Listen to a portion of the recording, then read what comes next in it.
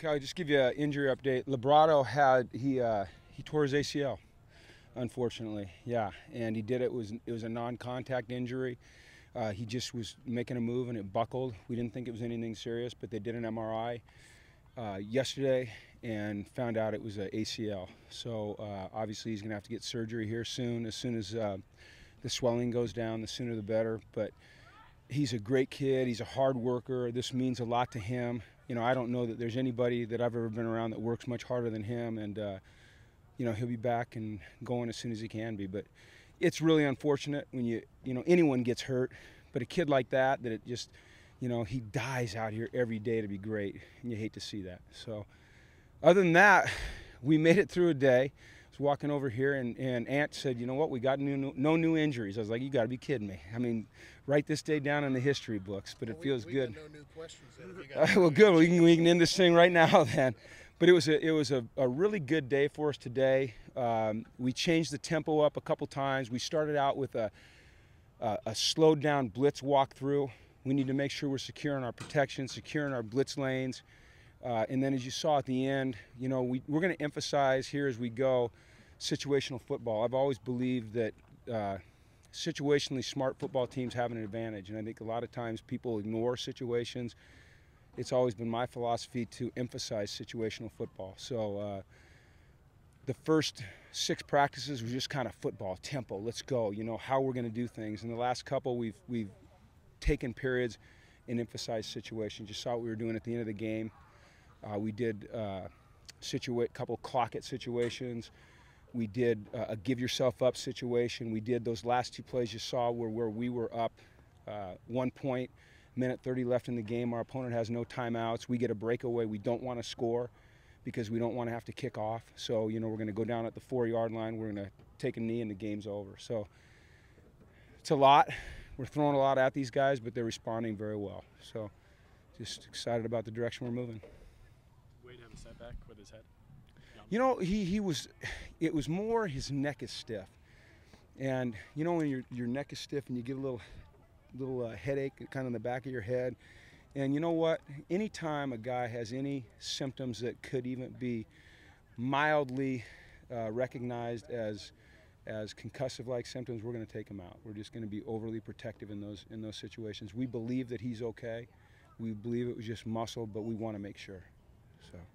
You got an idea of the parameters, what you're going to do at the scrimmage, or how many plays you might run? Or... You know what? It's going to be a real modified scrimmage. It'll be more like a practice, really, with the guys that we've got out. Quite frankly, it'd be hard for us to have a 90 or 100 play scrimmage.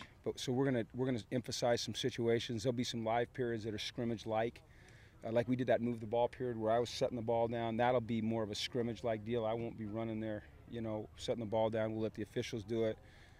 We're gonna have an overtime period. It's gonna be live. You know, we're gonna try to set up some competitive periods, but for us to come out and run a 91-play scrimmage right now wouldn't be prudent, just with the guys that we have missing. So. Will you be able to get enough of a read to? Yeah. You talked about funneling down the yes. quarterback reps. We're going to really try to create situations where we can do that. You know, and we try to do it today in some situations as well. You know, I put them in a 4th and 5 for the game, a 4th and 20. You know, a 4th and 9 on the 9. You know, those are kind of pressure-type situations, and I just want to see who reacts and who can make a play. Right now, unfortunately, when we get in those situations, it's a little difficult for our quarterbacks because our front 7 is just playing tenacious football. I mean, they are pinning their ears back and coming after it, and you know, so you love it, but at the same time, you know, God darn, we need to see the quarterback. So. You almost have to kind of tell them to back off a little bit. I'll never tell those guys to back off. That's against my nature. I'm a defensive guy, man. Come on.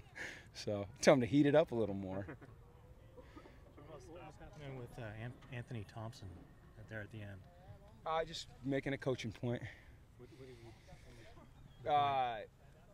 It was a situation that we had talked about in a meeting that I'd spent probably 5 minutes on in a meeting, and he didn't comprehend it. So you got to comprehend those things. You know, I'm not standing up there talking for my own good. I'm doing it for the good of the team, and he didn't understand that, and there's consequences. What point did he get comprehension out there?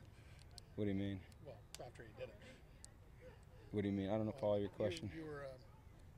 you explained it to him pretty good. Well, that's my job as a coach, is that, you know, create situations in practice that we can teach out of. And sometimes to get the point across, you have to be a little bit more emphatic than at other times. That's just coaching, you know.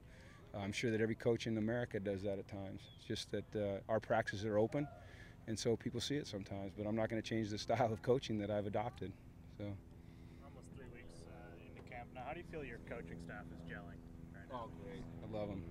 I mean, but I felt like that from day one that I hired them. You know, I hired them knowing their personalities already, knowing what their strengths were as football coaches, knowing that what their personalities were in dealing with players. You know, I had a good feel for most of these guys. You know, I'd either worked with them or really not worked with them, against them, been around them, and I really never had a doubt that they'd gel quickly. And I'm extremely satisfied with them. I love every single bit of what they're doing out here. What would you say your identity is as a coaching staff? Because it's a lot younger than the previous staff we were covering here. Well, I know what I want it to be. I want us to be, number one, professionals. I want us to be experts in our field. I want us to be tenacious and relentless in our approach to coaching. I want us every day to push the standard higher with our players. I want us to be demanding. I want us to have some empathy for the players as well. I want us to be mentors, guys that they can come and sit in our office and you know, share some of their troubles with, and we can help them, or share their successes. You know, I want us to be trustworthy and accountable to each other. I want it to be a group of guys that are achievers, not survivors. And I think that's the kind of group that I've got.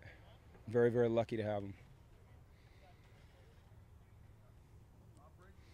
It's like a job interview right there, that question.